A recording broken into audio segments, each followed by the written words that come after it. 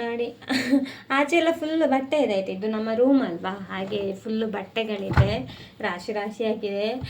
ನನ್ನದು ಮಾತ್ರ ನಾನೆಲ್ಲ ಪ್ಯಾಕ್ ಮಾಡಿ ಇಟ್ಟಿದ್ದೇನೆ ಆಯಿತಾ, ಮತ್ತು ನನಗೆ ಕಷ್ಟ ಆಗ್ತದೆ ಅಂತ ಹೇಳಿ ನಾಳೆಲ್ಲ ಮನೆಗೆ ತಗೊಂಡು ಹೋಗ್ಬೇಕಲ್ಲ.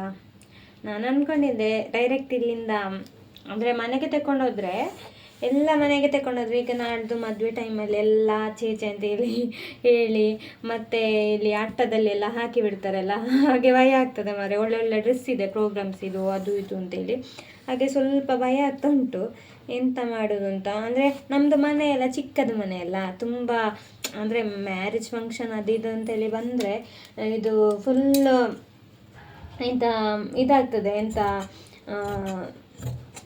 ಆಚೆ ಈಚೆ ಅಂತೇಳಿ ಎಲ್ಲೆಲ್ಲಿ ಬಿಸಾಡಿರ್ತಾರೆ ಅಲ್ಲ, ಗೊತ್ತಾಯ್ತಲ್ಲ. ಫಂಕ್ಷನ್ ಅಂತ ಹೇಳಿದರೆ ಎಲ್ಲರಿಗೂ ಗೊತ್ತಿರ್ತದೆ ಯಾವ್ಯಾವ ವಸ್ತು ನಾವು ಎಲ್ಲೆಲ್ಲಿ ಇಟ್ಟಿದ್ದೇವೆ ನಮಗೆ ಗೊತ್ತಿರೋದಿಲ್ಲ, ಮತ್ತು ಹುಡುಕಿ ಹುಡುಕಿ ಸಾಕಾಗಬೇಕು. ಮ್ಯಾರೇಜ್ ಎಲ್ಲ ಮುಗ್ದ ಮೇಲೆ ಸಿಗ್ತದೆ ಅಷ್ಟೇ.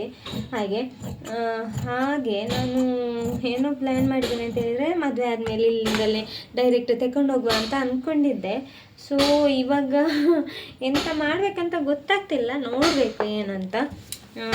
ಅಂದರೆ ಈಗ ಎಲ್ಲ ಬಿಟ್ಟು ಹೋದರೆ ಮತ್ತು ನಾನು ಮ್ಯಾರೇಜ್ ಆದ ತಕ್ಷಣವೇ ಬರಬೇಕಲ್ವಾ ಈಚೆ ಸೈಡ್ ಅಂತೇಳಿ ಹಾಗೆ ಸಾಕ್ತಾ ಉಂಟು ನನಗೆ. ಹಾಗೆ ನೋಡಬೇಕು ಯಾವ ಥರ ಮಾಡೋದು ಏನು ಕತೆ ಅಂತ.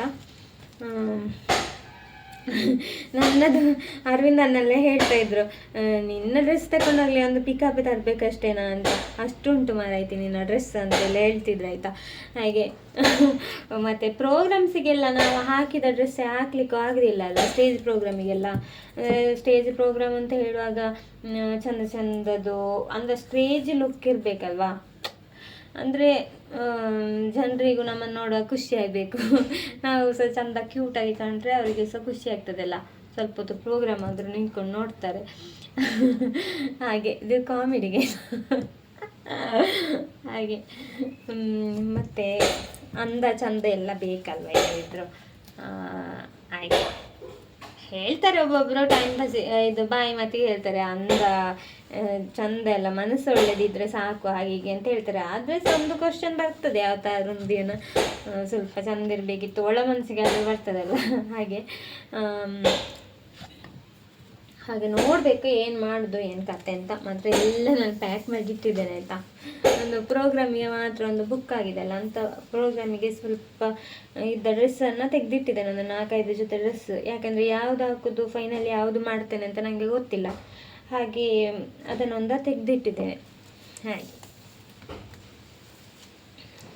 ಇವತ್ತು ಎಲ್ಲರೂ ಹೊರಗಡೆ ಹೋಗಿದ್ದಾರೆ ಮಾರೆ, ನಾನೊಬ್ಬಳೇ ಇರೋದಂತ ರೂಮಲ್ಲಿ. ಹಾಗೆ ನನಗೆ ಹೊರಗಡೆ ಇಲ್ಲಿ ಹೋಗ್ಲಿಕ್ಕೂ ಆಗ್ತಾಯಿಲ್ಲ, ಎಲ್ಲಿಯಾದರೂ ಹೋದರೆ ಸಹ ಮತ್ತು ನನಗೆ ನನ್ನ ಕೆಲಸ ಪೆಂಡಿಂಗ್ ಆಗ್ತದೆ, ಗೊತ್ತಾಯ್ತಾ. ಹಾಗೆ ಹೋಗ್ಲಿಕ್ಕೆ ನನಗೆ ತುಂಬ ದಿಕ್ಕಿಗಿದೆ. ಈಗ ಮ್ಯಾರೇಜಿದು ಇನ್ವಿಟೇಷನ್ ಕಾರ್ಡ್ ಕೊಡಲಿಕ್ಕೆ ಉಂಟು ತುಂಬ ದಿಕ್ಕಿಗೆ, ಇನ್ನೂ ಸ್ಟಾರ್ಟ್ ಮಾಡಲಿಲ್ಲ ಮಾರೆ. ಮನೇಲಿ ಬೇರೆ ಅಮ್ಮ ಪಾಪ ಕೊಡ್ತಾ ಇದ್ದಾರೆ ಬೇರೆ ಎಲ್ಲ, ಅಮ್ಮ ಅಣ್ಣ ಎಲ್ಲ. ಹಾಗೆ ನನ್ನ ಅಂದರೆ ನನ್ನ ಫ್ರೆಂಡ್ಸಿಗೆ ಮತ್ತು ನನ್ನ ವೀವರ್ಸಿಗೆ ಎಲ್ಲ ಕೊಡಲಿಕ್ಕೆ ಉಂಟಲ್ಲ, ಅದಕ್ಕೋಸ್ಕರ ನಾನು ಇವಾಗ ಒಂದು ಸ್ಟಿಚಿಂಗ್ ಒಂದು ಆದರೆ ತೊಂದರೆ ಇಲ್ಲ ಅಂತ. ತುಂಬ ಜನ ಹೇಳ್ತಾರೆ ಮಾರೆ, ಇದು ನನ್ನ ಸಿಸ್ಟರ್ ಎಲ್ಲ ಇದ್ದಾರಲ್ಲ ಅವರು ಹೇಳ್ತಾರೆ, ಅಂದರೆ ಇದು ನಿಂದು ಕಟ್ಟಿಂಗ್ ಎಲ್ಲ ಕಲಿಸು ನನಗೆ, ಬ್ಲೌಸ್ ಇದೆಲ್ಲ ನೀನು ಸ್ಟಿಚಿಂಗ್ ಮಾಡಿದ್ದು ನನಗೆ ಇಷ್ಟ ಆಗಿದೆ, ಇದು ಚೆಂದ ಆಗಿದೆ, ನನಗೆ ಎಲ್ಲಿ ಸಹ ಹಾಗೆ ಆಗೋದಿಲ್ಲ ಅಂತ. ನಾನು ಬೆಳ್ಳರಲ್ಲಿ ಇರುವಾಗ ಸಹ ಹಾಗೆ ಇದು ಈಗ ಲೇಡೀಸ್ನವರಿಗೆಲ್ಲ ಗೊತ್ತಿರ್ಬೋದು ಎಲ್ಲರಿಗೂ, ಎಲ್ಲಿ ಸಹ ಸರಿ ಆಗೋದಿಲ್ಲ, ಕಮ್ಮಿ ಅದೊಂದಿಕ್ಕಲ್ಲಿ ಹಿಡಿದ್ರು ಉಂಟಲ್ಲ ಅವರೇ ಆಗಬೇಕು ಸ್ಟಿಚಿಂಗಿಗೆ, ಬೇರೆ ಯಾರದ್ದು ಸಹ ಸರಿ ಆಗೋದಿಲ್ಲ. ಈಗ ನಾನು ಎಲ್ಲಿಯಾದರೂ ಪಾರ್ಲರಿಗೆ ಹೋದರೆ ಐಬ್ರೋಸ್ ಎಲ್ಲ ನಾನು ಬೇರೆ ಎಲ್ಲಿ ನಾನು ಐಬ್ರೋಸ್ ಮಾಡಿಸೋದಿಲ್ಲ, ನಾನು ನೀರ್ಮಾರ್ಗದಲ್ಲಿ ಒಂದಿಕ್ಕಲ್ಲಿ ಮಾತ್ರ ಮಾಡಿಸೋದಾಯ್ತಾ. ಬೇರೆ ಎಲ್ಲಿ ಮಾಡಿಸ್ಲಿಕ್ಕೆ ನನಗೆ ಧೈರ್ಯನೇ ಇಲ್ಲ, ನನ್ನದು ಐಬ್ರೋಸ್ ಏನಾದರೂ ಹಾಳು ಮಾಡಿಬಿಟ್ರೆ ಹಾಗೆ ಹೀಗೆ ಅಂತೇಳಿ ನನಗೆ ಆಗ್ತದೆ. ಹಾಗೆ ನಾನು ಐಬ್ರೋಸೇ ಕೊಡೋದಿಲ್ಲ, ಮತ್ತು ಹೀಗೆ ಸ್ಟಿಚಿಂಗ್ ಎಲ್ಲ ಬೇರೆ ಕಡೆ ಕೊಡೋದು ಹೇಗೆ ಅಲ್ಲ, ಬೇರೆ ಯಾರಾದರೂ ಹಾಗೆ ನೋಡಬೇಕು. ತುಂಬ ಜನ ಹೇಳ್ತಿದ್ರು, ನೀವು ಮಂಗಳೂರಿಗೆ ಹೋದ್ಮೇಲೆ ನಾವು ಯಾರ ಹತ್ರ ಸ್ಟಿಚ್ ಮಾಡಿಸೋದು ಹಾಗೆ ಹೀಗೆ ಅಂತ. ಅವತ್ತೆಲ್ಲ ನಾನು ಬೆಳ್ಳರಿಯಿಂದ ಈಚೆ ಬರುವಾಗ, ಇವಾಗ ಎಲ್ಲ ಸೆಟ್ ಆಗಿದ್ದಾರೆ ಅಂತ ಅಂದ್ಕೊಳ್ತೇನೆ. ಒಬ್ಬೊಬ್ಬರು ಕಮೆಂಟ್ ಹಾಕ್ತಾರೆ, ಇದು ಎಂತಪ್ಪ ನನಗೊಂದು ಬ್ಲೌಸ್ ಸ್ಟಿಚ್ ಮಾಡಿಕೊಡಿ ಹಾಗೆ ಹೀಗೆ ಅಂತ. ಹಾಗೆ ಕಟ್ಟಿಂಗ್ ಹೇಳಿಕೊಡಿ ತುಂಬ ಜನ ಹೇಳ್ತಾರೆ ಆಯಿತಾ. ಅಂದರೆ ಕಟ್ಟಿಂಗ್ ಎಲ್ಲ ಫಸ್ಟಿಗೆ ಸ್ಟಿಚ್ಚಿಂಗ್ ಕಲಿಬೇಕು. ಕಟ್ಟಿಂಗ್ ಹೇಳಿಕೊಟ್ರೆ ಸಹ ಸ್ಟಿಚ್ಚಿಂಗ್ ಸರಿ ಗೊತ್ತಿಲ್ಲದಿದ್ದರೆ ಏನು ಮಾಡಲಿಕ್ಕಾಗೋದಿಲ್ಲಲ್ಲ. ಹಾಗೆ ಫಸ್ಟಿಗೆ ಸ್ಟಿಚ್ಚಿಂಗ್ ಕಲಿಬೇಕು ಯಾರು ಸಹ.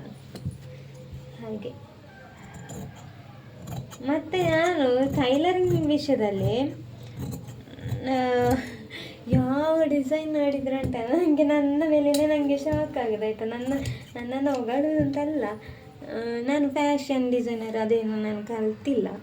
ಮತ್ತು ನನಗೆ ಕಲಿಸಿದವರು ಸಹ ಹಾಗೆ, ಟೈಲರಿಂಗ್ ಕಲಿಸಿದವರು ಸಹ ನಾನು ತುಂಬ ಕಷ್ಟಪಟ್ಟು 2 ದಿಕ್ಕಲ್ಲಿ ನಾನು ಕಲ್ತಿರೋದು. ಅಂದರೆ ನನಗೆ ಅವಾಗೆಲ್ಲ ಪೇಮೆಂಟ್ ಎಲ್ಲ ಕೊಡ್ತಾನೆ ಇರಲಿಲ್ಲ, ಬಸ್ಸಿಗೆ ಹೋಗುವಷ್ಟು ಮಾತ್ರ ಸಿಕ್ತಿತ್ತಾಯ್ತಾ. ಒಂದು ದಿಕ್ಕಲ್ಲಿ 1 ತಿಂಗಳಿಗೆ 900 ರೂಪಾಯಿ ಕೊಡ್ತಿದ್ರು. ಅಲ್ಲಿಂದ ಮನೆಗೆ ಹೋಗಲಿಕ್ಕೆ 1 ತಿಂಗಳಿಗೆ 850 ರೂಪಾಯಿ ಬೇಕಿತ್ತು ನನಗೆ. ಮತ್ತು ತಿಂಗಳಲ್ಲಿ 50 ರೂಪಾಯಿ ಮಾತ್ರ ನನಗೆ ಉಳಿತಿದ್ದದಾಯ್ತಾ. ಅದು ಎಷ್ಟು 1.5 ವರ್ಷ ನಾನು ಕೆಲಸ ಮಾಡಿದ್ದೇನೆ 900 ರೂಪಾಯಿಗೆ. ಅಷ್ಟು ಮಾತ್ರ ಸಿಗ್ತಿತ್ತು. ನಾನು ಮಾತ್ರ ಸ್ಟಿಚಿಂಗ್ ಮಾಡ್ತಿದ್ದೆ ಆಯಿತಾ. ನಾನು ಅವರಿಗೆ ಒಂದು ದಿನಕ್ಕೆ 800 ರೂಪಾಯಿದು ಸ್ಟಿಚಿಂಗ್ ಮಾಡ್ತಾಯಿದ್ದೆ. 3-4 ಬ್ಲೌಸ್ ಎಲ್ಲ ಸ್ಟಿಚಿಂಗ್. ನಂದು ವರ್ಕ್ ಸ್ವಲ್ಪ ಫಾಸ್ಟ್ ಆಯಿತಾ, ಹಾಗೆ ತುಂಬ ನಾನು ದುಡಿತಿದ್ದೆ. ಹಾಗೆ ನನ್ನನ್ನು ಎಲ್ಲಿ ಹೊರಗೆ ಎಲ್ಲ ಕಲಿಸ್ತಾ ಇರಲಿಲ್ಲ. ಈಗ ಲೈನಿಂಗ್ ಅದಕ್ಕೆ ಇದಕ್ಕೆ ನನ್ನನ್ನು ಕಲಿಸ್ತಾ ಇರಲಿಲ್ಲ. ಯಾಕಂದರೆ ನನ್ನನ್ನು ಕಲಿಸಿದ್ರೆ ಸ್ವಲ್ಪ ನನ್ನನ್ನು ಹೊರಗಡೆ ಕಲಿಸಿದ್ರೆ ಸಹ ಅವರಿಗೆ ವೇಸ್ಟ್ ಆಗ್ತಿತ್ತಲ್ಲ, ಅದಕ್ಕೋಸ್ಕರ ನನ್ನನ್ನು ಅಷ್ಟು ಕಲಿಸ್ತಾ ಇರಲಿಲ್ಲ. ಮತ್ತು ಇನ್ನೊಂದು ಟೈಲರಲ್ಲಿ ಸಹ ಹಾಗೆ ಅಲ್ಲಿ ಏನೋ 1,500 ಮಂತಿಗೆ ಕೊಡ್ತಾಯಿದ್ರು. ಆಗ ಬೆಳ್ಳಾರಿಯಿಂದ ನಡ್ಕೊಂಡು ಹೋಗೋದು ನಡ್ಕೊಂಡು ಬರೋದು ಮಾರೆ ಜಾಸ್ತಿ. ಈಗ ಬಸ್ಸಲ್ಲೆಲ್ಲ ಹೋದರೆ, ಈಗ ಅವತ್ತೆಲ್ಲ ಬಸ್ಸಿಗೆ ಎಷ್ಟಪ್ಪ 7-8 ಇತ್ತು. ಮತ್ತು ಇದು ರಿಕ್ಷಾದಲ್ಲೆಲ್ಲ ಹೋದರೆ ಅದಕ್ಕೆ 10 ರೂಪಾಯಿ ಇತ್ತು. ಈಗ ಡೈಲಿ ಅಂದರೆ ಅವ್ರು ಕೊಟ್ಟದ್ದು ಅದಕ್ಕೆ ಖಾಲಿ ಆಗ್ತದೆ, ಮತ್ತು ಯಾವುದಕ್ಕೂ ಸಿಗೋದಿಲ್ಲ. ಒಂದು ಮೊಬೈಲ್ ರಿಚಾರ್ಜಿಗೆ ಸಹ ಸಿಗ್ತಿರಲಿಲ್ಲ. ಹಾಗೆ ತುಂಬ ಕಷ್ಟ ಆಗ್ತಿತ್ತು ಮಾತ್ರ. ಆದರೂ ಸಹ ನಾನು ಅಲ್ಲಿ ಸಹ 1.5 ವರ್ಷನ 2 ವರ್ಷನ ಅಷ್ಟೇ, ಅದರೊಳಗಡೆ ನಾನು ನಿಲ್ಲಿಸಿದ್ದೇನೆ ಮಾತ್ರ. ಇದು ಅಷ್ಟು ದುಡ್ದಿದ್ದೇನೆ. ಮತ್ತೆ ನಾನು ಸ್ವಂತ ಶಾಪ್ ಹಾಕಿದ್ದು. ನಾನು ಸ್ವಂತ ಶಾಪ್ ಹಾಕಿದ ಮೇಲೆ ನಾನು ಎಷ್ಟು ಇಂಪ್ರೂವ್ ಆದೆ ಅಂತ ಹೇಳಿದರೆ, ನನಗೆ ಸ್ಕೂಟಿ ತೆಗಿಬೇಕು ಅಂತ ಹೇಳಿ ತುಂಬ ಆಸೆ ಇತ್ತು ನನಗೆ. ನಾನು ಸ್ಕೂಟಿದೊಂದು ನನಗೆ ಕನಸು ಬಿದ್ದದೇ ಯಾವಾಗ ಅಂತ ಹೇಳಿದರೆ, ಚಿಲುವಿನ ಚಿತ್ತಾರ ಮೂವಿ ಇದೆ ಅಲ್ಲ, ಅದರಲ್ಲಿ ಅಮೂಲ್ಯ ಬಿಡ್ತಿರ್ತಾರೆ. ಆವಾಗ ನನಗೆ ಸಣ್ಣ ಇರುವಾಗ, ನಾನು 7th-ಲ್ಲಿಯೋ 8th-ಲ್ಲಿಯೋ ಇದ್ದೆ, ಆವಾಗ ನನಗೆ ತುಂಬ ಇಷ್ಟ ಆಗಿರೋದು ಇದು ನನಗೊಂದು ಆ್ಯಕ್ಟಿವ್ ತೆಗಿಬೇಕು ಅಂತ ತುಂಬ ಆಸೆ ಇತ್ತು. ಮನೆಯಲ್ಲಿ ತೆಗೆದು ಕೊಡೋರಿಲ್ಲ ಅಲ್ಲ, ನಾವೇ ದುಡಿದು ನಾವು ತಗೋಬೇಕು. ಇಲ್ಲದ್ರೆ ಮನೆಯಲ್ಲಿ ತೆಗೆದು ಕೊಡುವಷ್ಟು ಸಾಮರ್ಥ್ಯ ಸಹ ಇರಲಿಲ್ಲ ಅಲ್ಲ. ಹಾಗೆ ನಾನು ಅದೊಂದು ಎಷ್ಟೊಂದು ಕಷ್ಟಪಟ್ಟಿದ್ದೇನೆ ಅಂತ ಹೇಳಿದರೆ ಉಂಟಲ್ಲ, ಅಷ್ಟು ಇಷ್ಟ ಅಲ್ಲ. ಮತ್ತು ಇದು ಬಸ್ ಸ್ಟ್ಯಾಂಡಲ್ಲೆಲ್ಲ ನಿಂತ್ಕೊಂಡು ನೋಡೋದು ಸಣ್ಣ ಮಕ್ಕಳೆಲ್ಲ, ನನ್ನಕ್ಕಿಂತ ಸಣ್ಣವರಲ್ಲಿ ಆದರೂ ಇದು ಆ್ಯಕ್ಟಿವ್ ಓಡಿಸಿಕೊಂಡಿದ್ರೆ ಎಲ್ಲ ನನಗೆ ಬೇಸರ ಆಗೋದು. ಕಣ್ಣಲ್ಲಿ ಫುಲ್ಲು ನೀರು. ಅಯ್ಯೋ, ನನ್ನ ಕನಸು ಆಗಿ ಉಳಿತಲ್ವಾ, ನನಗೆ ಒಂದು ಗಾಡಿ ತೆಗಿಲಿಕ್ಕೆ ಆಗಲಿಲ್ಲಲ್ಲ ಅಂತೆಲ್ಲ. ಮತ್ತು ಜಾಸ್ತಿ ನಡ್ಕೊಂಡು ಹೋಗ್ತಿದ್ದದ್ದು. ನಮ್ಮ ಆಚೆ ಬಸ್ಸು ಇರೋದಿಲ್ಲ, 1-2 ಬಸ್ ಅಷ್ಟೇ ಇರೋದು. ಅದು ಮಿಸ್ ಆದರೆ ಬಸ್ ಇರೋದಿಲ್ಲ. ಹಾಗೆ ನನಗೆ ಅಲ್ಲಿ ಶಾಪಲ್ಲಿ ಬಿಡ್ತಿದ್ದದ್ದು 5:15, 5:45 ಆಗ್ತಾಯಿತ್ತು. ಇದು 5:15 ಬರ್ತಿತ್ತು ನಮ್ಮ ಬಸ್. ಹಾಗೆ ಬಸ್ ಯಾವತ್ತು ಮಿಸ್ಸಿಂಗ್. ಮತ್ತು ಒಂದು 10-12 ಕಿಲೋಮೀಟ್ರ್ ಡೈಲಿ ನಡಿಬೇಕಿತ್ತು. ಇದು 10-12ಕ್ಕಿಂತ ಜಾಸ್ತಿ ಆಗ್ಬೋದು ಅಂತ ಅಂದ್ಕೊಳ್ತೇನೆ ನಾನು. ಇದು ಹಾಗೆಲ್ಲ ನಡ್ಕೊಂಡು ಹೋಗ್ಬೇಕಿತ್ತು. ತುಂಬ ಅಂದರೆ ತುಂಬ ಕಷ್ಟ ಬರ್ತಿದ್ದೆ. ಹಾಗೆ ಆ ಕಷ್ಟ ಬಂದು ನಾನು ಈ ಥರ ಕಲಿತದಂತ ನನಗೆ ಗೊತ್ತಿಲ್ಲ. ಮಾತ್ರ ಟೈಲರಿಂಗ್ ವಿಷಯದಲ್ಲಿ ತುಂಬ ಅಂದರೆ ತುಂಬ ನೀಟಾಗಿ ನಾನು ಸ್ಟಿಚಿಂಗ್ ಮಾಡ್ತೇನೆ. ಡಿಸೈನ್ ಆಗಿರ್ಬೋದು, ಏನಾಗಿರ್ಬೋದು, ಇದರಲ್ಲಿ ನನಗೆ ಖುಷಿ ಆಗ್ತಾಯಿದೆ. ಅಂದರೆ ನನ್ನ ಜೊತೆ 3 ಜನ, ನಾವು 3 ಜನ ಟೈಲರಿಂಗ್ ಕಟಿಂಗ್ ಕ್ಲಾಸ್ ಕಲೀಲಿಕ್ಕೆ 3 ಜನ ಹೋಗಿದ್ದೇವೆ. ನನ್ನ ಚಿಕ್ಕಪ್ಪನ ಮಗಳು, ಮತ್ತು ಒಬ್ಬಳು ನನ್ನ ಫ್ರೆಂಡು, ಮತ್ತು ನಾನು ಲೇಟ್ ಕ್ಲಾಸಿಗೆ ಜಾಯಿನ್ ಆದದ್ದು. ಅವರಿಬ್ಬರು ನನಗಿಂತ ಮೊದಲೇ ಜಾಯಿನ್ ಆಗಿದ್ದಾರೆ. ನಾನು ಖಾಲಿ 6 ತಿಂಗಳು ಮಾತ್ರ ಕ್ಲಾಸಿಗೆ ಹೋಗಿರೋದು. ಅವರು 1-1.5 ವರ್ಷ ಕ್ಲಾಸಿಗೆ ಹೋಗಿದ್ದಾರೆ ಆಯಿತಾ. ಆದರೆ ಸಹ ಅವರಿಗಿಂತ ಜಾಸ್ತಿ ಕಲ್ತಿದ್ದು ನಾನೇ. ಮತ್ತು ಇದು ಸ್ಟಿಚ್ಚಿಂಗಲ್ಲಿ ಈಗ ಟಾಪಲ್ಲಿ ಇರೋದು ನಾನೇ ಆಯಿತಾ. ಅವರು ಬಿಟ್ಟೇ ಇಟ್ಟಿದ್ದಾರೆ, ಅವರು ಕಟ್ಟಿಂಗ್ ಕ್ಲಾಸಲ್ಲಿ ಮಾತ್ರ ಕಲ್ತದ್ದು, ಮತ್ತು ಟೈಲರ್ನಲ್ಲಿ ಎಲ್ಲ ಕಲಿಯಿಲ್ಲ. ಇದು ಕಟ್ಟಿಂಗ್ ಕ್ಲಾಸಲ್ಲಿ ಕಲಿತ ನಂತರ ನಾನು ಟೈಲರ್ ಅಂತ ಹೇಳೋದು ಅದು ಸುಮ್ಮನೆ. ಯಾಕಂದರೆ ಕಟ್ಟಿಂಗ್ ಕ್ಲಾಸ್ ಬೇಸಿಕ್ ನಾಲೆಜ್ ಅಷ್ಟೇ ಕೊಡೋದು, ಸುಮ್ಮನೆ ಒಮ್ಮೆ ನಮಗೆ ಇದು ಎಂತ ಈಗ ಗಾಡಿ ಓಡಿಸುವಾಗ ಹೇಗೆ ಎಕ್ಸ್ಲೇಟ್ರ್ ಇದೆಲ್ಲ ಒಂದು ನಮಗೆ ಬ್ಯಾಲೆನ್ಸ್ ಒಂದು ಸಿಗಲಿ ಅಂತೇಳಿ ಒಮ್ಮೆ ಇದಾಗ್ತದಲ್ಲ, ಆ ಥರ ಮಾತ್ರ. ಒಮ್ಮೆ ಸ್ಟಿಚಿಂಗ್ ಒಮ್ಮೆ ನೀಟ್ ಹೋಗಲಿ, ಸ್ಟ್ರೈಟ್ ಹೋಗಲಿ ಅಂತ ಅಷ್ಟೇ, ಅಷ್ಟು ಮಾತ್ರ ನಮಗೆ ಕಟ್ಟಿಂಗ್ ಕ್ಲಾಸಲ್ಲಿ ನಮಗೆ ಯೂಸ್ ಆಗೋದು. ಮತ್ತು ನಾವು ಬ್ಲೌಸ್ ಆಗಿರಲಿ, ಚೂಡಿ ಆಗಿರಲಿ, ಏನೇ ಸ್ಟಿಚಿಂಗ್ ಮಾಡಬೇಕಾದ್ರೂ ನಾವು ಟೈಲರ್ ಹತ್ರ ಕಲಿಬೇಕು. ಟೈಲರ್ ಹತ್ರ ಕಲಿತ್ರೆ ಮಾತ್ರ ನಮಗೆ ಇದು ಇದು ಟೈಲರಿಂಗ್ ಮಾಡಿದ್ದೇವೆ ನಾವು, ಚೆನ್ನಾಗಿ ಗೊತ್ತಿದೆ ನಮಗೆ, ಬೇರೆಯವರಿಗೆ ಸಹ ಹೊಡೆದು ಕೊಡುವ ಧೈರ್ಯ ಬರೋದು ಸಹ ಆವಾಗ ಮಾತ್ರ ಆಯಿತಾ. ಅದಕ್ಕಿಂತ ಮುಂಚೆ ನಾವು ಟೈಲರ್ ಅಂತ ಹೇಳಿದರೆ ಅಷ್ಟೇ ಅಂದ್ರೆ ಕತೆ ಗೋವಿಂದ ಗುಂಪಿನಲ್ಲಿ. ಹಾಗೆ ಇವಾಗ ಡಿಸೈನ್ ಕಟ್ ಮಾಡಬೇಕು ಮಾರೆ. ನಾನು ಮಾತಾಡೋದಾದರೆ ಎಷ್ಟು ಬೇಕಾದರೆ ಮಾತಾಡ್ತೇನೆ, ನೀವೇ ನೋಡ್ತಾ ಇರ್ಬೋದು ನಾನು ಎಷ್ಟು ಮಾತಾಡ್ತೇನೆ. ನನಗೆ ಒಮ್ಮೆ ಶಾಕ್ ಆಗ್ತದೆ, ನಾನು ಇಷ್ಟು ಮಾತಾಡಿದ್ದು ಅಂತ ಆಗ್ತದೆ ನೋಡಿ. ಇವಾಗ ಈ ಡಿಸೈನ್ ನಾನು ಕಟ್ ಮಾಡಬೇಕು. ಹೇಗೆ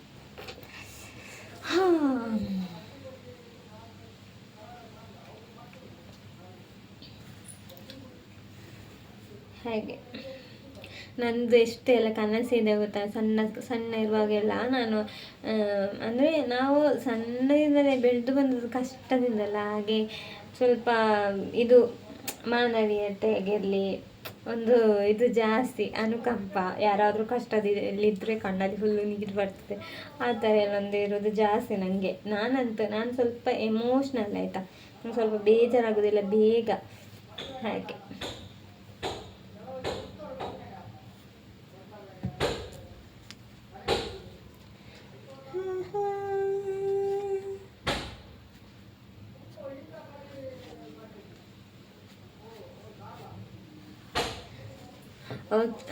ಓಕೆ ಗೈಸ್, ನಾನಿವಾಗ ಬ್ಲೌಸ್ ಸ್ಟಿಚ್ ಮಾಡ್ಕೊಳ್ತೇನೆ, ಮತ್ತು ನಾನು ಇನ್ನೊಂದು ಲಾಗ್ ಮಾಡ್ತೇನೆ, ಅದರಲ್ಲಿ ನಾನು ಸಿಗ್ತೇನೆ ನಿಮಗೆ.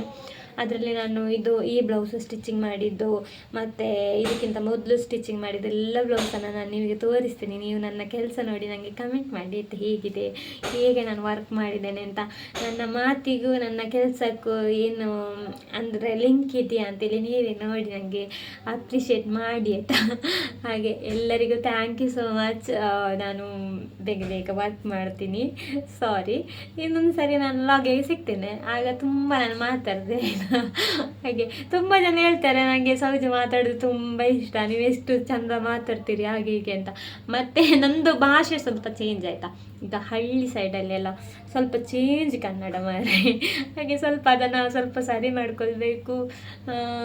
ಇಲ್ಲಿ ಮಂಗಳೂರಲ್ಲಿ ಸ್ವಲ್ಪ ಚೇಂಜ್ ಕನ್ನಡ ಆಗಿರಲಿ, ತುಳು ಆಗಿರಲಿ, ಮತ್ತು ಇಲ್ಲಿ ಉಡುಪಿ ಆಚೆ ಸೈಡ್ ಹೋದರೆ ಅಲ್ಲಿ ಒಂದು ಬೇರೆ ಕನ್ನಡ, ಮತ್ತು ಬ್ಯಾಂಗ್ಳೂರಲ್ಲಿ ಬೇರೆ ಕನ್ನಡ, ಮತ್ತು ಈಚೆ ಉತ್ತರ ಕರ್ನಾಟಕ ಆಚೆ ಎಲ್ಲ ಹೋದರೆ ಅಲ್ಲಿ ಒಂದು ಕನ್ನಡ ಬೇರೆಯೇ.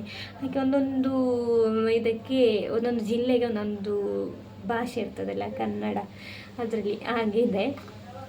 ಹಾಗೆ ನನಗೆ ಜಾಸ್ತಿ ಮಾತಾಡ್ಲಿಕ್ಕೆ ಆಗೋದಿಲ್ಲ ಮಾರೆ, ನಾಚಿಗೆ ಸಾಕ್ತದೆ ನಾನು ಮಾತಾಡೋದು ಒಂಥರ. ಮತ್ತೆ ನಾನು ಇದು ಲಾಗ್ಸ್ ಎಲ್ಲ ಎಡಿಟ್ ಮಾಡಿ ಮತ್ತೆ ನಾನು ಅಪ್ಲೋಡ್ ಮಾಡ್ತೇನಲ್ಲ, ಅಪ್ಲೋಡ್ ಮಾಡಿದ ಮೇಲೆ ನಾನು ನೋಡಿದೆ ಇಲ್ಲ, ನನಗೆ ನಾಚಿಗೆ ಆಗೋದು. ನಾನು ಅಂದರೆ ಇದು ಒಂಥರ ಹಾಗೆ ಹೇಳ್ತದೇನೋ ಆ ಥರ ಎಲ್ಲ ಆಗಿದೆ ಆಯಿತಾ.